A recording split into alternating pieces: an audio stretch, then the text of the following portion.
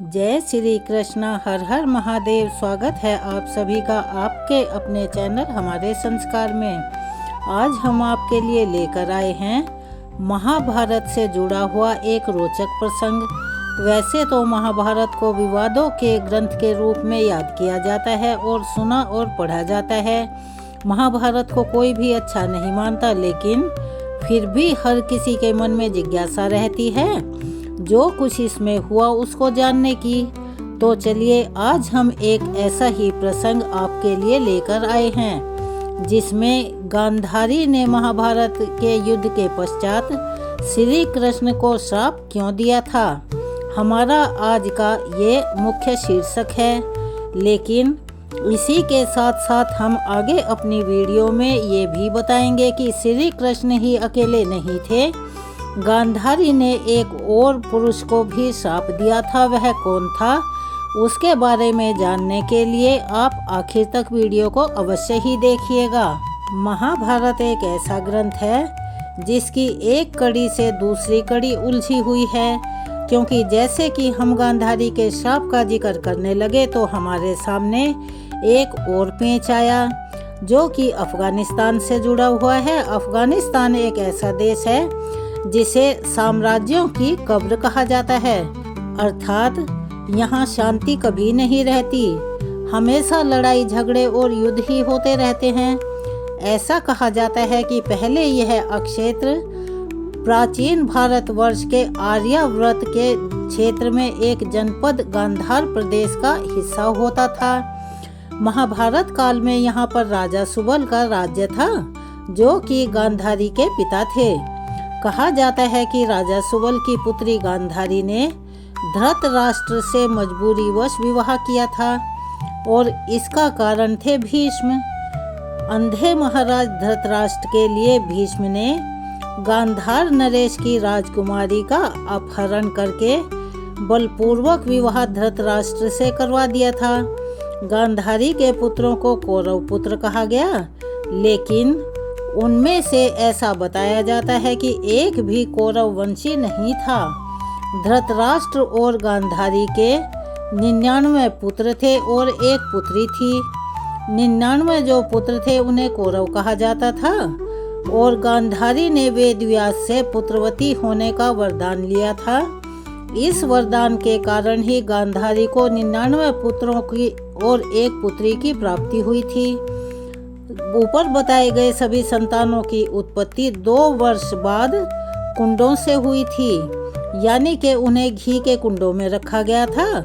गांधारी की बेटी का नाम दुश्शला था। गांधारी जब गर्भवती थी तब धृतराष्ट्र ने एक दासी के साथ सहवास किया था, जिसके चलते उस दासी के गर्भ से युयुत्सु नामक एक पुत्र का जन्म हुआ था। इस तरह से कौरवों की संख्या 100 हो गई। गांधारी का एक भाई भी था जिसका नाम शकुनी था। पिता की मृत्यु के बाद गांधार का सारा राजपाट का संचालन शकुनी के हाथ में आ गया था और ऐसा कहा जाता है कि भीष्म ने राजा सुबल के पूरे परिवार को यानी पूरे खानदान को ही नष्ट कर दिया था। केवल शकुनी बचा था, तो उसका बदला लेने के लिए शकुनी ने कौरवों और पांडवों को आपस में लड़वाकर पूरे के पूरे हस्तिनापुर का नाश करने की अपनी योजना बनाई थी। शकुनी का किस्सा बाद में सुनेंगे, पहले हम बात करते हैं श्री कृष्ण की, क्योंकि गांधारी ने श्री कृष्ण को श्री कृष्ण के पूरे कुल के विनाश का शाप दिया था। जब महाभारत का युद्ध 18 दिन चलने के बाद समाप्त हुआ, लेकिन विनाश लीला के लिए उस महाभारत के युद्ध को सबसे सर्वोपरि माना जाता है। कहा जाता है कि ऐसा महाभारत ना पहले कभी हुआ था और ना ही आगे होने की उम्मीद है, लेकिन वक्त का कुछ पता नहीं चलता, इसीलिए उसी महाभारत को सभी याद करके सिहर उठते हैं। जब महाभारत के युद्ध में दुर्योधन सहित गांधारी के 100 के 100 पुत्र मारे गए तो गांधारी के क्रोध की कोई सीमा ही नहीं रही और वो दुख के सागर में डूब गई। इसीलिए उन्होंने इन सभी का कारण श्री कृष्ण को ही माना और उन्हें ही इसका इल्जाम दिया। उन्होंने उसे भयानक शाप दे दिया। महाभारत का युद्ध समाप्त होने के बाद श्री कृष्ण पांडवों, द्रौपदी सहित हस्तिनापुर के राजमहल में जा पहुँचे, जहाँ धृतराष्ट्र महाराज के साथ माँ गांधारी शोक में डूबी हुई थी। धृतराष्ट्र अपने प्रिय पुत्र दुर्योधन की मौत का बदला लेने के इरादे से भीम के आने की राह देख रहे थे। श्री कृष्ण यह बात अच्छी तरह जानते थे कि धृतराष्ट्र प्रतिशोध यानी बदले की ज्वाला में दहक रहे हैं और उसको अपने मन में दबाए बैठे हैं। अब कृष्ण तो कृष्ण थे, उन्होंने पहले से ही भीम के आकार की एक पत्थर की मूर्ति बनवाकर अपने साथ रखवा ली थी। जो उन्हें पता था कि धृतराष्ट्र भीम को गले लगाएंगे और गले लगाकर उनकी हाथों में इतनी ताकत थी, धृतराष्ट्र को कोई मुश्किल काम नहीं था कि वो भीम की पसलियों को चकनाचूर कर देते और उसकी हत्या कर देते। इसीलिए जब उन्होंने कहा, भीम की आवाज़ सुनी, उसे पुकारा कि आ बेटा, मैं तुझे गले लगाने के लिए बड़ा बेचैन हूँ, तो श्री कृष्ण ने आगे बढ़ते हुए भीम को पकड़कर पीछे खींच लिया और मूर्ति धृतराष्ट्र के सामने कर दी। जैसे ही धृतराष्ट्र ने सोचा कि भीम तेरे सामने खड़ा है, तो उन्होंने उसका आलिंगन किया और मूर्ति को चूर चूर कर दिया। लेकिन कृष्ण ने अपनी रणनीति से भीम की तो जान बचा ली, लेकिन गांधारी के क्रोध से और उनके श्राप से खुद को नहीं बचा पाए। गांधारी ने श्री कृष्ण को भयानक शाप दे दिया। गांधारी का श्री कृष्ण को दिया हुआ यह शाप 36 सालों के बाद जब सच साबित हुआ, तो उन्हें मानव जीवन छोड़कर अपने लोक को जाना पड़ा। श्री कृष्ण यह भली भांति जानते थे कि गांधारी अपने 100 पुत्रों को खो देने के बाद बहुत ही पीड़ा झेल रही है। साथ ही उनके यह पीड़ा, यह दुख कृष्ण पर क्रोध के रूप में निकल रहा था। लेकिन फिर भी कृष्ण गांधारी को सहानुभूति देने के लिए उनके पास जा पहुँचे। गांधारी ने जैसे ही कृष्ण को देखा, हालांकि वे आंख पर पट्टी बांध कर रखती थी क्योंकि उनके पति धृतराष्ट्र अंधे थे, तो उन्होंने उनके दुख और पीड़ा को समझने के लिए शादी के पश्चात अपनी आंखों पर पट्टी बांध ली थी। तब भी वे पहचान लिया करती थी कि उनके आसपास कौन है। तो जैसे ही उन्होंने कृष्ण को महसूस किया, वे आग बबूला हो गई और उनके मुंह से ज्वाला निकलने लगी।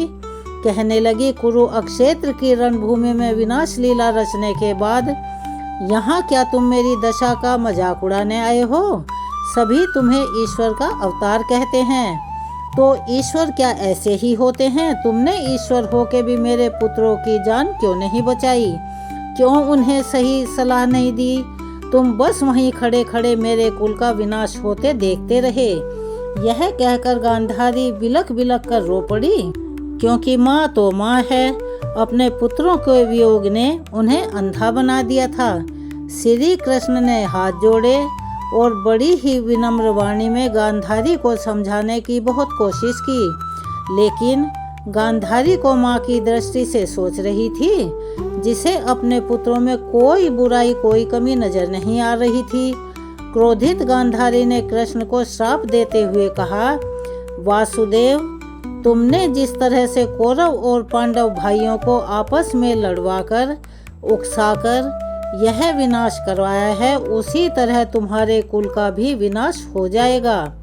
और मैं तुम्हें समय भी बताती हूँ, आज से 36 साल बाद तुम्हारा कुल, वंश, मंत्री, बंधु, पुत्र सब के सब आपस में लड़कर मर जाएंगे और इस सभी का कारण तुम बनोगे। और फिर भारी मन से निर्मोही बनकर अकेले वन में घूमते विचरते भटकते हुए मृत्यु को प्राप्त हो जाओगे। एक माँ तुम्हें यह शाप देती है कृष्ण, इसको याद रखना। लेकिन श्री कृष्ण तो भगवान हैं, तीनों लोकों के भाग्य को जानते हैं। वो अच्छी तरह से भविष्य को जानते थे, इसीलिए उन्होंने कुछ नहीं कहा। हाथ जोड़कर सिर झुकाकर चुपचाप गांधारी के शाप को स्वीकार कर लिया। द्वारका में श्री कृष्ण ने महाभारत के युद्ध के बाद लगभग 36 सालों तक राज्य किया और यादवों की शाखाओं वृष्णि और गोप में राज मद इतनी गहराई तक उतर गया था, वे अपने आप को सर्वोच्च मानने लगे थे। वे इससे हटकर फिर विलासिता में डूब गए। विलासिता भी थोड़ी बहुत हो तो चलती है, लेकिन उनका तो हाल यह था कि उन्हें तो दिन रात कुछ दिखाई देता ही नहीं था। मद इतनी गहराई तक उतर गया था कि वे विलासिता में पैर से सिर तक डूब गए थे। विनम्रता और अनुशासन क्या होता है, उसका उनके जीवन में कोई स्थान नहीं रहा था। एक बार कुछ ऋषि द्वारका में आए। राज्य के कुछ लोगों ने उनकी मजाक करने के लिए आपस में मिलकर एक योजना बनाई। उन्होंने एक युवक को स्त्रियों के जैसे कपड़े पहनाए और ऋषियों के सामने ले जाकर बोले कि अरे ओ त्रिकालदर्शी मुनियों, जरा बताइए तो सही कि यह स्त्री पुत्री को जन्म देगी या पुत्र को जन्म देगी। लेकिन ऋषि तो अपने तप के बल से त्रिकालदर्शी होते हैं। तब ऋषियों ने इस मजाक को सहन नहीं किया, अर्थात उन्हें बहुत क्रोध आया, क्योंकि वे जानते थे कि यह कोई स्त्री नहीं है, स्त्री का भेष धारण करके एक पुरुष है। ऐसे में ऋषि क्रोध पूर्वक बोले, यह स्त्री ना तो पुत्र को जन्म देगी और ना ही पुत्री को, बल्कि यह एक मूसल को जन्म देगी और वह मूसल तुम्हारी जाति के लिए यमराज साबित होगा, जो तुम्हें समूल नष्ट कर डालेगा। ऋषि यह अभिशाप देकर वहां से उठकर चले गए। उनके जाने के बाद मजाक करने वाली यदुवंशियों की टोली आपस में हथेली पीट पीट कर हंसने लगी। जिस पुरुष को स्त्री का वेश धारण करवाया था वो कोई और नहीं था, वो श्री कृष्ण के पुत्र सांब थे। कुछ दिनों के बाद सांब ने सच में गर्भ धारण कर लिया और मूसल को जन्म दिया, क्योंकि ऋषियों का श्राप कभी खाली नहीं जाता। अब ऋषियों का श्राप फलीभूत क्यों होता है, हम आपको यह भी बता दें, क्योंकि उनके तप में, जप में और उनके यज्ञ हवन में इतनी शक्ति, इतना बल होता है कि उन्हें भगवान की तरफ से ही वरदान मिल जाता है कि जो वो अपनी जिह्वा से कहेंगे वो सच ही होगा। उसे देखकर यदुवंशी बौखला उठे और उन्होंने क्रोध में भरकर उस मूसल को तोड़कर उसका चूरा बना डाला और वहां से दूर चूरे को समुद्र के किनारे ले जाकर बिखेर दिया। समय पाकर वह चूरा विषाक्त घास बनकर उगा। यादव इस घटना को भूल चुके थे। एक बार यदुकुल और राज्य के समस्त लोग समुद्र के किनारे प्रभास तीर्थ पर गए। वहां कुरुक्षेत्र क्षेत्र में महाभारत युद्ध को लेकर सभी लोग आपस में बहस करने लगे। अब वो बहस होते होते जो बातचीत से शुरू हुई थी, लेकिन वो बहस इतनी बढ़ गई कि सभी लोग एक दूसरे को मारने मरने पर उतारू हो गए और फिर एक दूसरे की हत्या का सिलसिला शुरू हो गया। इस हिंसक हमले में कृष्ण के पुत्र और कई विशेष कुल के सभी लोग यमलोक सिधार गए, अर्थात वो सभी मारे गए। यदुवंशियों की इस विनाश लीला को देखकर श्री कृष्ण तथा बलराम बहुत ही परेशान और हतप्रभ हुए, यानी आश्चर्यचकित हो गए। बलराम से तो यह दृश्य सहन ही नहीं हुआ और उन्होंने वहीं उसी जगह समुद्र के किनारे समाधि लगाकर अपने प्राणों का त्याग कर दिया। श्री कृष्ण भी उस दुखद स्थिति से उबरने के लिए एक सुनसान वन की तरफ को चले गए। बहुत समय तक आत्मचिंतन करते हुए बिना किसी उद्देश्य के वन में यहाँ से वहाँ भटकते रहे। एक दिन उन्होंने ऐसा महसूस किया कि उनका अंत समय समीप आ गया है, तो वे उसी निर्जन वन की भूमि पर लेट गए। तभी वहाँ पर एक जरा नाम का शिकारी शिकार करने की इच्छा से आया।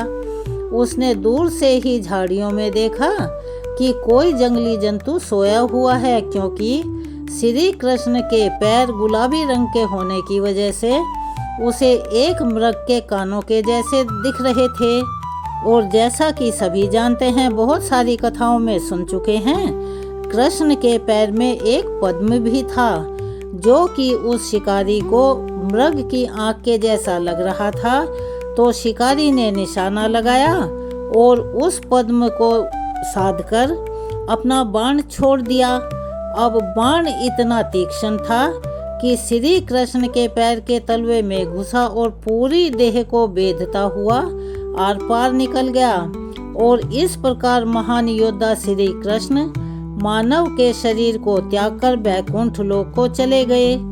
और गांधारी ने जो अपने पुत्रों की मृत्यु के बाद श्री कृष्ण को श्राप दिया था वह सत्य हो गया। महाभारत के इस दर्दनाक युद्ध का एक और पहलू भी है। जब धृतराष्ट्र के साथ गांधारी युद्ध भूमि में पहुंची, वहां जाते ही उसके नाक के नथुनों से दुर्गंध टकराई। तब उसने पूछा कि वासुदेव, यह दुर्गंध कैसी है? तब श्री कृष्ण ने कहा, माते, यह दुर्गंध उन योद्धाओं के मृत शरीरों की है जिन्होंने इस महायुद्ध में अपना बलिदान दिया है, लेकिन उन्हें अंतिम संस्कार का अवसर भी नहीं मिला। यहाँ पर कैसा युद्ध हुआ, कितना खून खराबा हुआ, यह उसी की अनुभूति करा रही है। और मुझे यह अच्छी तरह से समझ में आ रहा है कि किस प्रकार तुमने छल कपट से मेरे एक एक करके सभी पुत्रों का वध करवाया है। वासुदेव, अपने दिए गए श्राप पर मुझे बिल्कुल भी पश्चाताप नहीं है, क्योंकि जो मैंने कहा वो सही कहा। इस युद्ध में किसी को कुछ भी नहीं मिला, और जैसे यह हर किसी के लिए एक दुर्भाग्यपूर्ण युद्ध साबित हुआ, वैसे ही तुम्हारे लिए भी होगा। आज मेरे श्राप के रूप में मैं तुम्हें उस युद्ध से दुर्भाग्य ही लेकर जाओगे, यह कह रही हूँ, क्योंकि अपने पुत्रों की और सभी योद्धाओं की मृत्यु के लिए मैं तुम्हें ही जिम्मेदार मानती हूँ। फिर श्री कृष्ण ने विनम्र स्वर में कहा, माते, जब आप मुझे श्राप दे ही चुकी हैं, तो आप मेरा कोई स्पष्टीकरण भला क्यों मानेंगी? लेकिन अब ये मेरे लिए जरूरी हो गया है कि इस युद्ध की सत्यता का ज्ञान मैं आपको करवाऊं। एक यहाँ पर कोई ऐसा है जिसकी दृष्टि से इस महायुद्ध का कोई भी अक्षण अनदेखा नहीं रहा। अब वीर बर्बरीक आपको इस सत्य का ज्ञान करवाएंगे। अब आपके सामने वीर बर्बरीक हैं, गांधार पुत्री, जो आपके पौत्र भी लगते हैं, जो इस युद्ध के एकमात्र ऐसे दर्शक हैं, वो बर्बरीक जिन्होंने अपना शीश का दान किया है, और मेरी कृपा से वह इस सारे युद्ध को देख पाए, क्योंकि उनकी अंतिम इच्छा यही थी, और वो अमर हो गए। अब वही आपको हर सच्चाई को बतलाएंगे। वीर बर्बरीक की दृष्टि से इस महाभारत का कोई भी एक भी अक्षण, एक भी पल ऐसा नहीं रहा जिसे उसने ना देखा हो। अब बर्बरीक आपको यह सत्य से अवगत कराएंगे। तब गांधारी ने कहा कि पुत्र बर्बरीक, तुम ही बताओ, क्या वासुदेव ने छल से मेरे सभी पुत्रों का हत्या नहीं करवाई? यदि तुमने इस युद्ध को एक क्षण भी निष्पक्ष होकर देखा हो, तो ईमानदारी से बताओ कि कौरव के वंश के वट वृक्ष रूपी महामहिम भीष्म, जिन्हें इच्छा मृत्यु का वरदान मिला हुआ था, क्या वासुदेव श्री कृष्ण ने उन्हें अपने छल कपट से धाराशाही नहीं करवाया? क्या वासुदेव ने द्रोणाचार्य के पुत्र अश्वत्थामा की मृत्यु को छल पूर्वक नहीं कहलवाया कि अश्वत्थामा मारा गया? और जिस समय यह सत्य उन्हें बताया गया कि वह नर था या हाथी, उस समय उन्होंने शंख बजा दिया। तो क्या यह छल नहीं है? क्या मेरे पुत्र दुर्योधन की रक्षा कर रहे उसके मित्र कर्ण को छल कपट से नहीं मारा गया? वासुदेव ने पुत्र दुर्योधन पर युद्ध के नियमों के विरुद्ध जाकर प्रहार किया है, क्योंकि युद्ध नीति में यह स्पष्ट कर दिया गया था कि जब सूरज ढल जाएगा तो उसके बाद युद्ध नहीं होगा, सभी मित्रों की तरह से रहेंगे और किसी भी योद्धा के पेट से नीचे यानी जंघाओं पर वार नहीं होगा। लेकिन वासुदेव ने छल कपट से ही मेरे सारे के सारे 100 पुत्रों की हत्या का कारण केवल वासुदेव ही हैं, ऐसा मेरा मानना है। अब तुम बताओ यह सच है या झूठ है। तब बार्बरीक ने कहा कि माते, मैं आपकी बात को मानता हूँ, यह सब स्वयं वासुदेव ने करवाया है।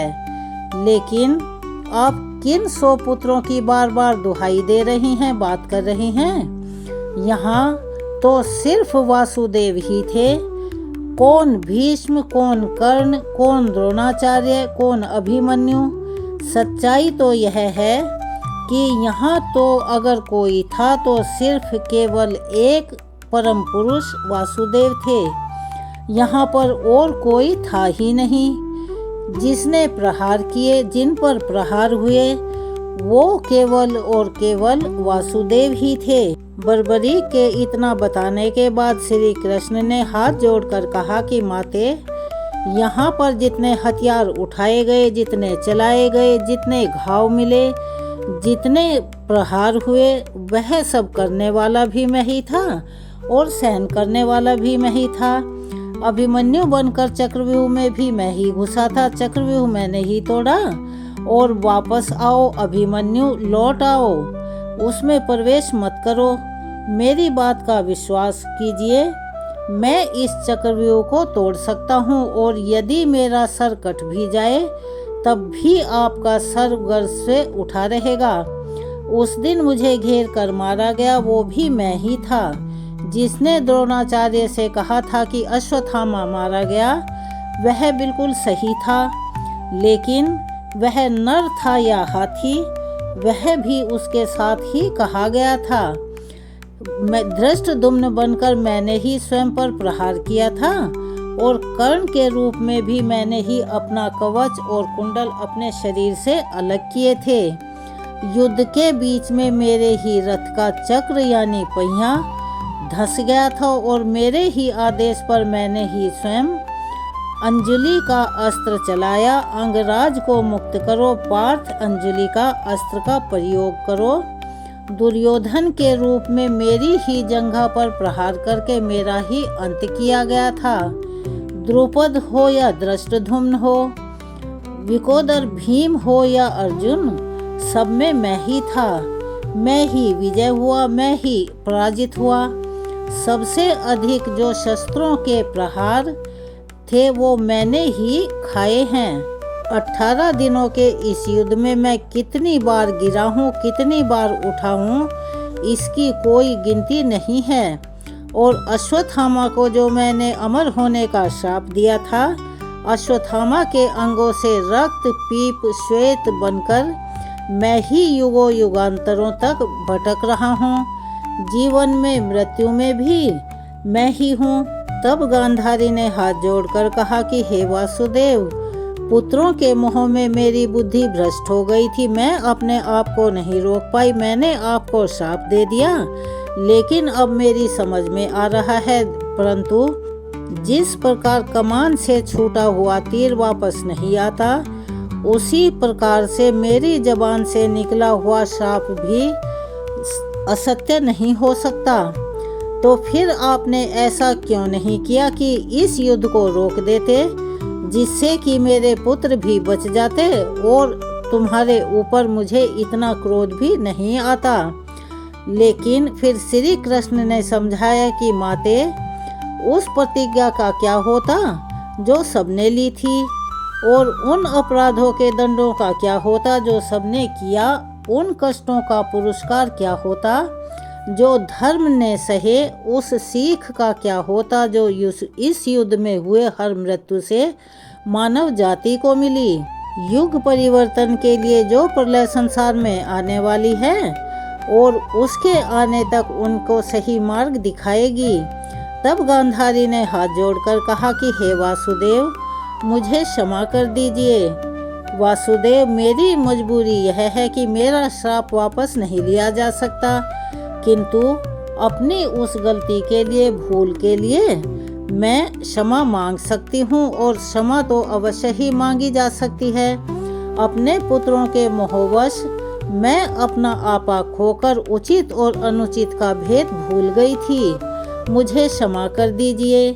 केशव, उस हो रहे अधर्म के विरुद्ध यह गांधारी अपने स्वर न उठा सके, इसके लिए क्षमा कर दीजिए।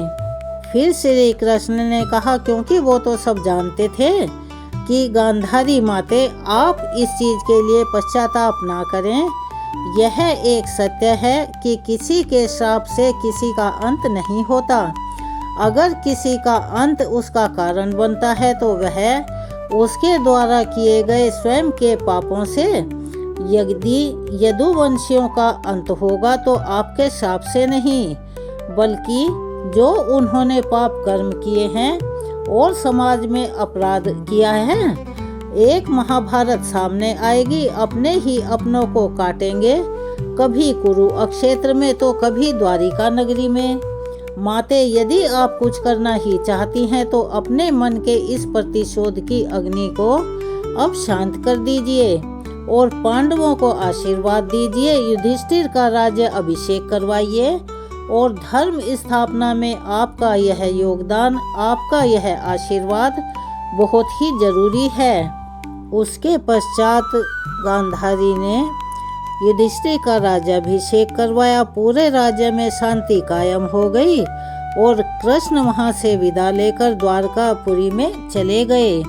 चलिए अब हम बताते हैं कि शकुनी को क्या द्वेष था जो उन्होंने हस्तिनापुर से बदला लेने के लिए कौरवों और पांडवों में युद्ध करवाया और वहां का समूल नाश करवा दिया। महाभारत के युद्ध में अनेक पात्रों के साथ एक शकुनी भी थे जो कि मुख्य पात्र के नाम से जाने जाते हैं और उनको सभी मानते भी हैं। अगर कोई उल्टे पुल्टे काम करता है तो उसको शकुनी की उपाधि दी जाती है। शकुनी कौरवों के शुभ चिंतक दिखाते थे कि मैं शुभ चिंतक हूँ और दुर्योधन बिना अपने शकुनी मामा की सलाह के कोई भी कार्य करने के लिए नहीं चलता था। परंतु क्या आप लोग जानते हैं कि शकुनी की असलियत क्या थी? असल में शकुनी मामा कौरवों का सर्वनाश करवाना चाहता था और इसीलिए उसने बचपन से ही सभी कौरवों को उल्टी और गलत शिक्षा दी थी। शकुनी कौरवों का सर्वनाश क्यों कराना चाहता था, चलिए हम बता रहे हैं। इस वीडियो को आप आखिर तक अवश्य ही देखिएगा।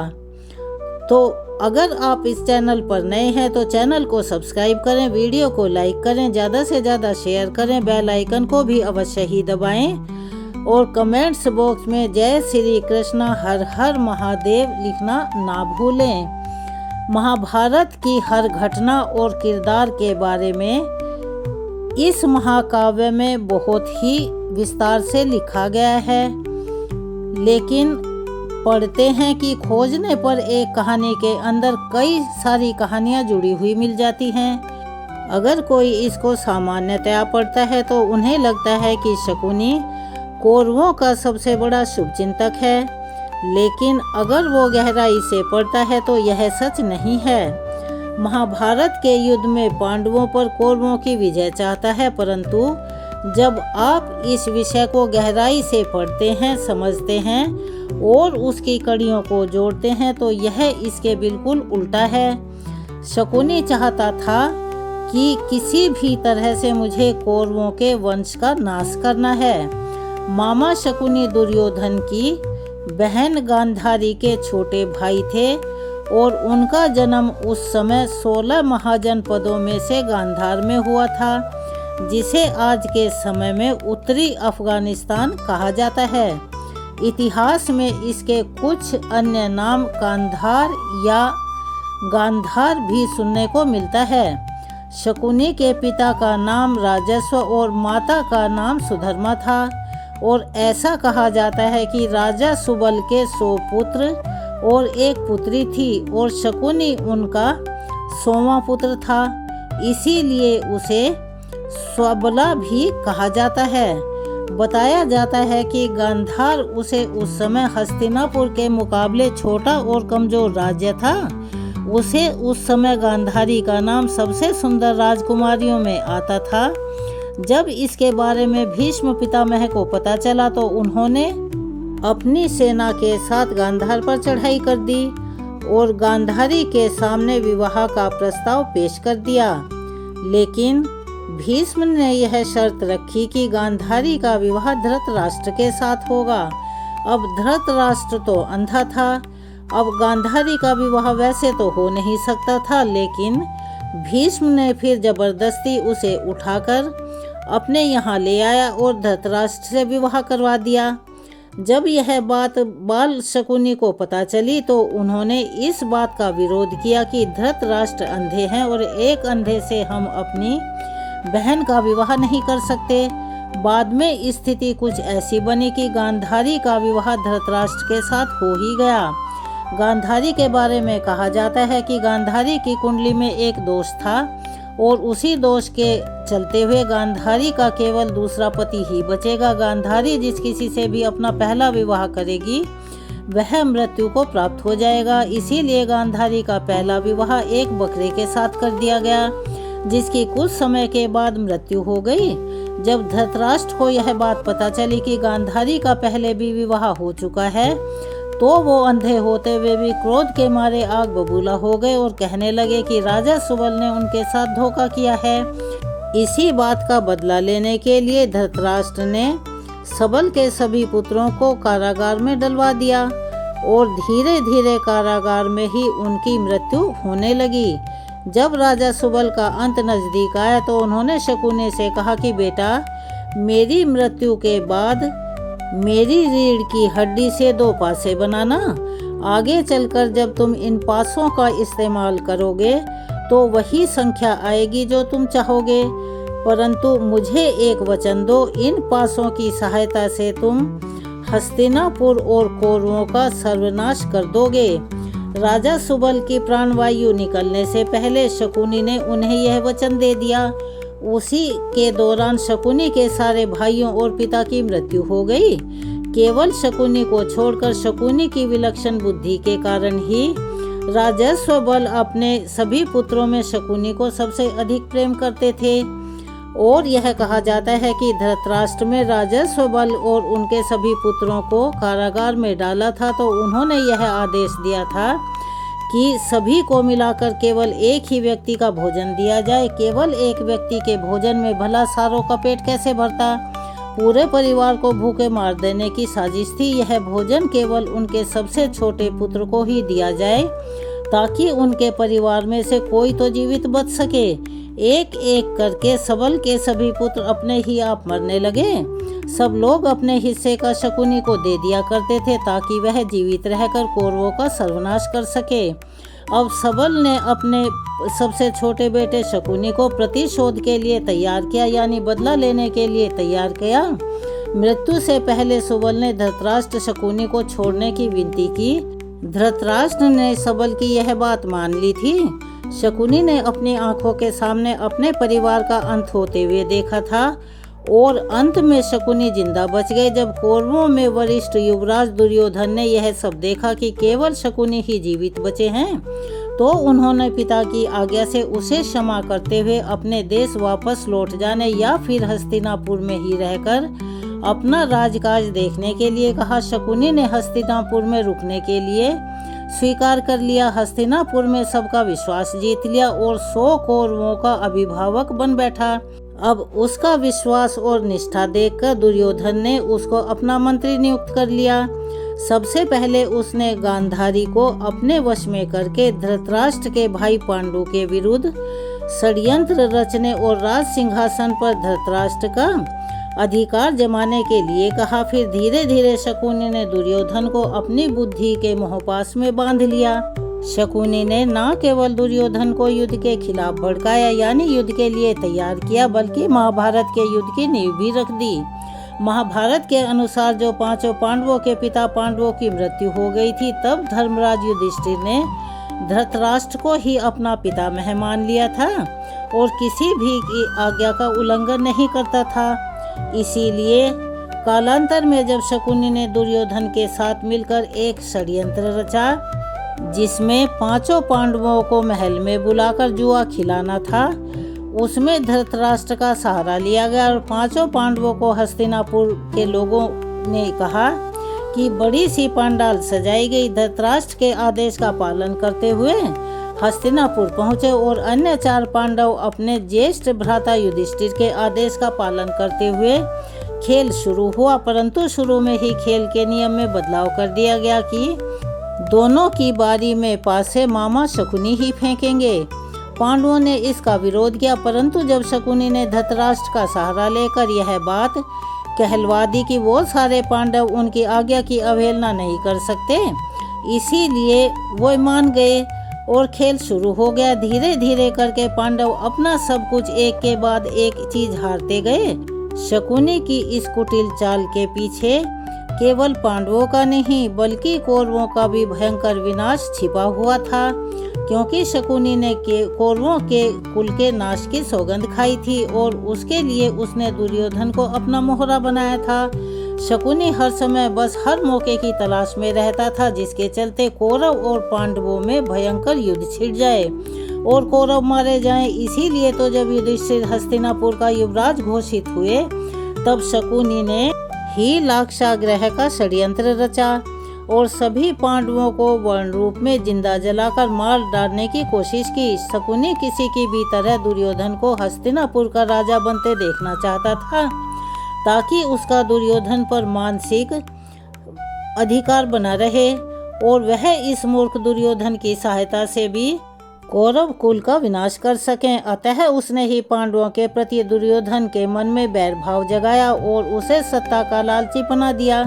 शकुनी के कारण ही महाराज धृतराष्ट्र की ओर से पांडवों को और कौरवों में होने वाले विभाजन के बाद पांडवों को एक बंजर अक्षेत्र सौंप दिया गया, लेकिन पांडवों ने अपनी मेहनत से उसे इंद्रप्रस्थ में बदल दिया।